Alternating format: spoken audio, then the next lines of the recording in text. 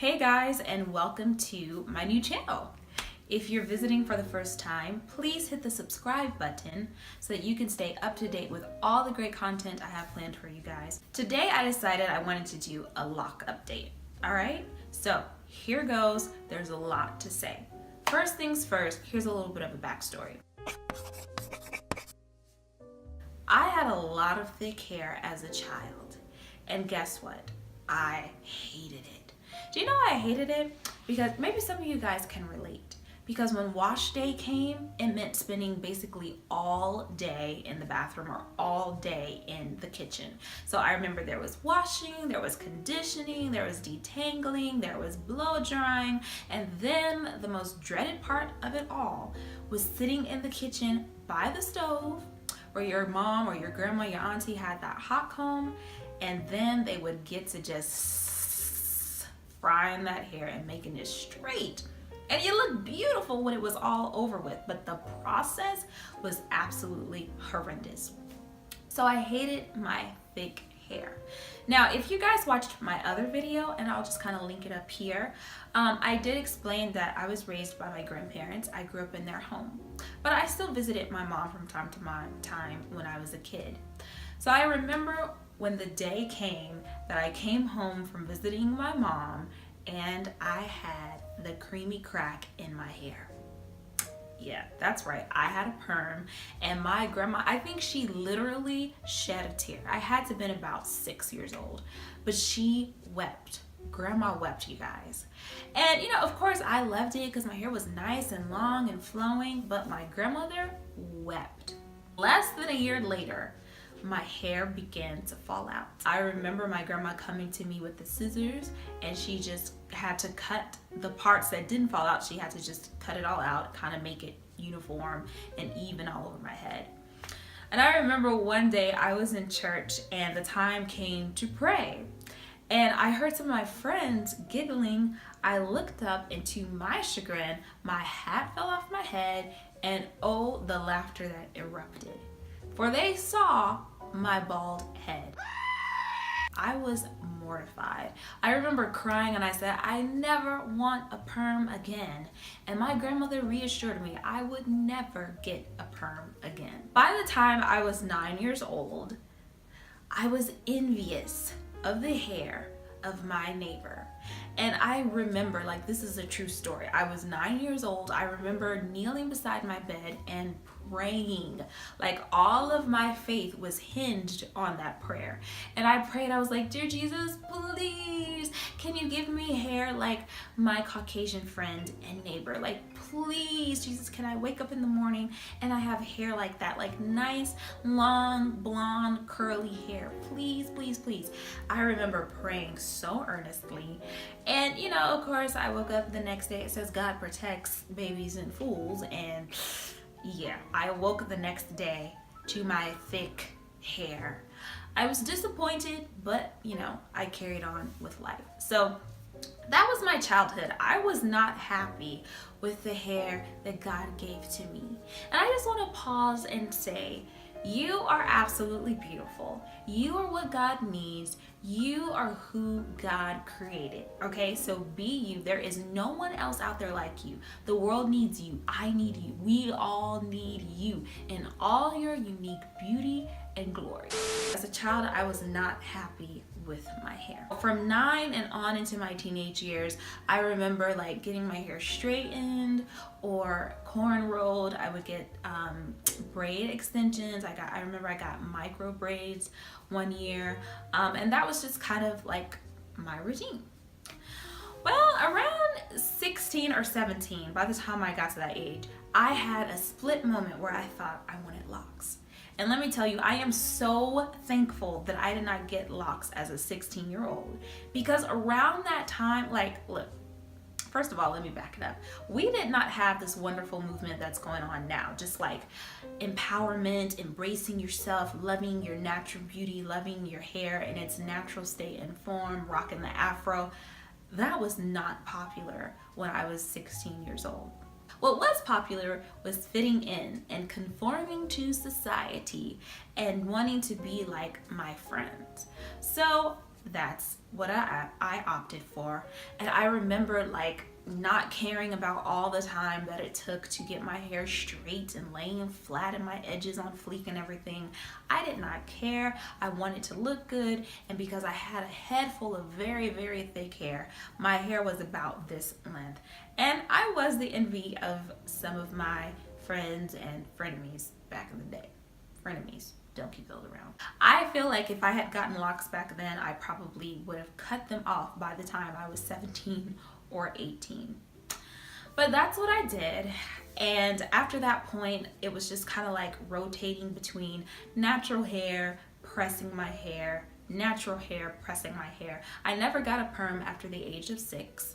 So my hair has never been processed as far as the creamy crack is concerned, but I did press my hair a lot, and my hair got a little bit damaged. Fast forward a few years.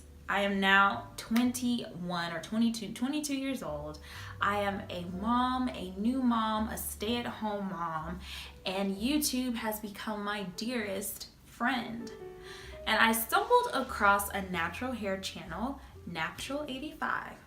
Let me tell you, if you don't know about Natural 85, dear Natural 85, Whitney White and her husband and kids, like, please get your life. Like, I will totally post a link below and everything, because Natural 85 changed my life. I stumbled across her videos, and the first thing that attracted me to her was all of her hair. Like, she looked like royalty, still does, looks like royalty.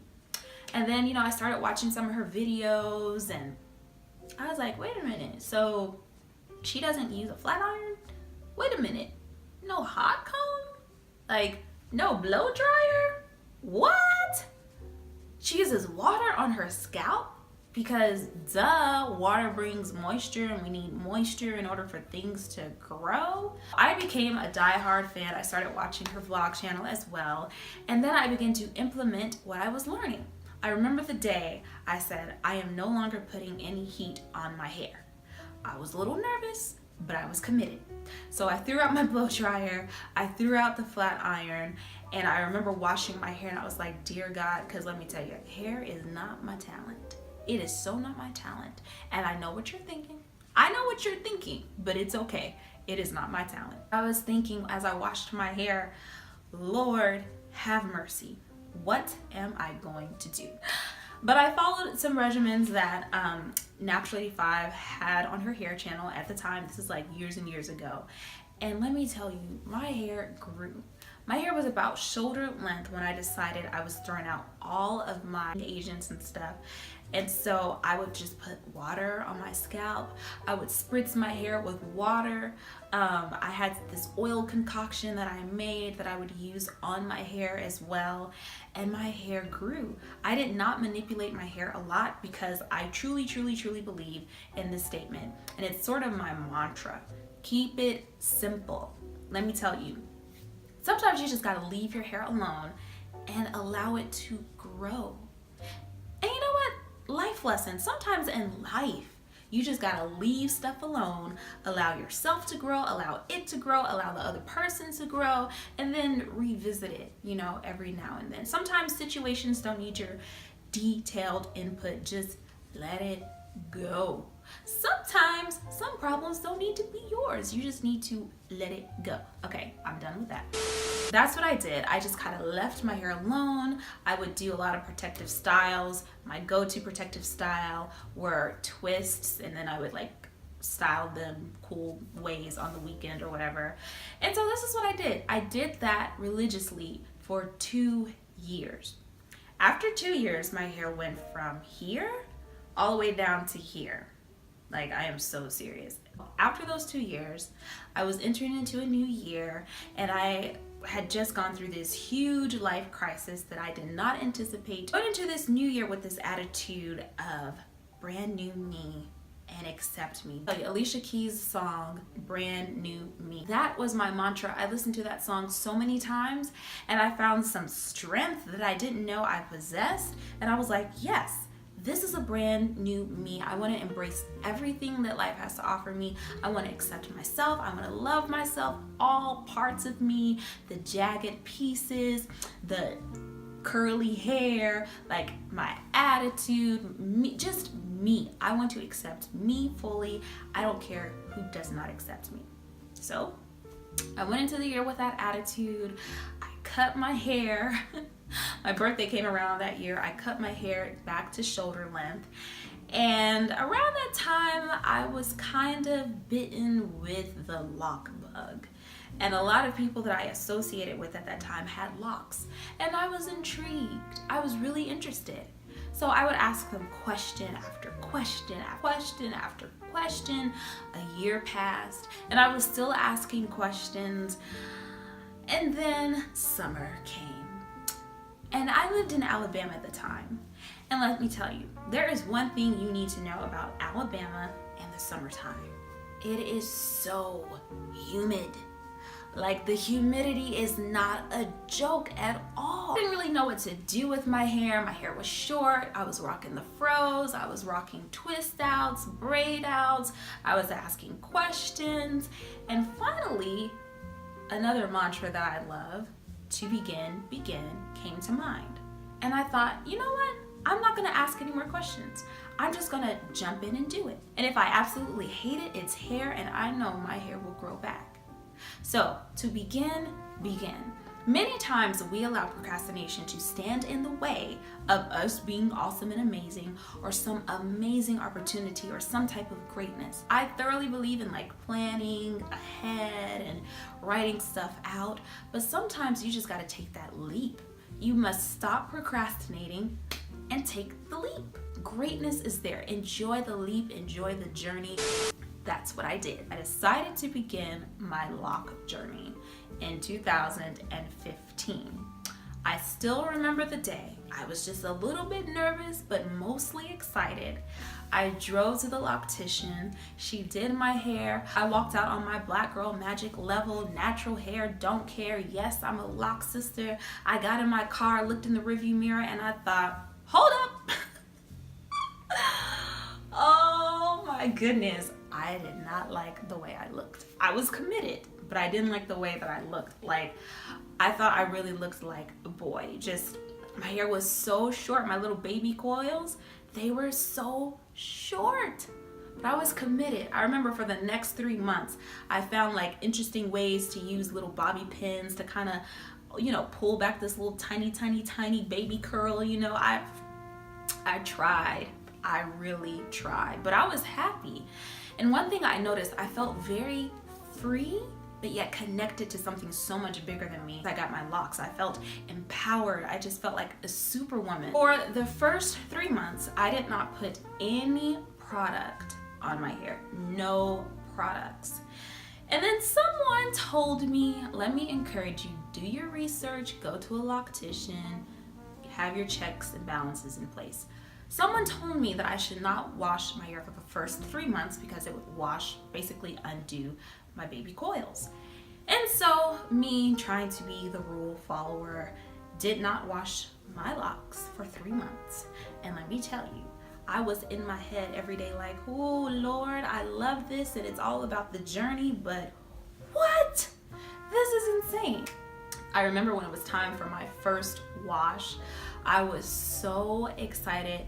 And some of you guys know what I mean when I say when someone else puts their fingernails on your scalp and starts to massage and scratch. And my loctician used a natural shampoo and conditioner. So there was like mint and everything in that shampoo. Oh, like I am literally getting goosebumps right now. It felt so amazing. One of the most amazing feelings ever. Just basking in that. Because I was so sold and solid in my decision to get locks, I didn't care what other people thought. So I know like some of my family would ridicule me a little bit, like, Shaquala, why in the world would you cut off all your good hair to get locks? Why would you do that? This is just a passing fad. What if you don't like it? But I was so solid and dedicated to the journey that I didn't even care. So I did not allow the naysayers to get to me. And let me tell you, when you choose to make a decision, there will be naysayers, but you have to know why you're doing what you're doing. Don't let other people steer you off your path that you feel that you should take. Stay focused, stay solid. I didn't pay attention to that. I was completely sold. The next 3 months went by, and I would get my locks retwisted about every 2 to 3 months. I am a very low maintenance type of person. Another reason I chose to get locks. They're pretty much low maintenance. The first 6 months were great. Thankfully, I didn't go through that ugly phase that a lot of people talk about, that fuzzy phase. I don't think I went through any of that. I didn't use any products in my hair. I used a few natural oils that I mixed together, and I would use those a little bit on my scalp. So now we're down to 1 year. It was my first full year with locks, and I was just thrilled, on top of the world, living my life like it's golden and everything. Very happy with my decision to get locks. Every now and then I do suffer a little bit from flakes, and it's not all over my head. It's just like this really tiny little patch that's up front. I have no idea why. I really don't consume a ton of sugar. I don't use a lot of products on my scalp, so I don't know. Right now I'm in that journey trying to figure out what the issue is, what the deal is, what I'm doing, what I'm not doing. Still to this day, I keep my routine very simple. I strongly believe in this phrase, and I tell it to my friends a lot. Keep it simple, sweetheart. Simple is classic, and simple will never go out of style. Get you something simple, dress it up. Get that plain, whatever, dress it up. That is what I believe with all my heart. My routine is very simple. I get a retwist about every 2 to 3 months. I spray water on my locks, that's it.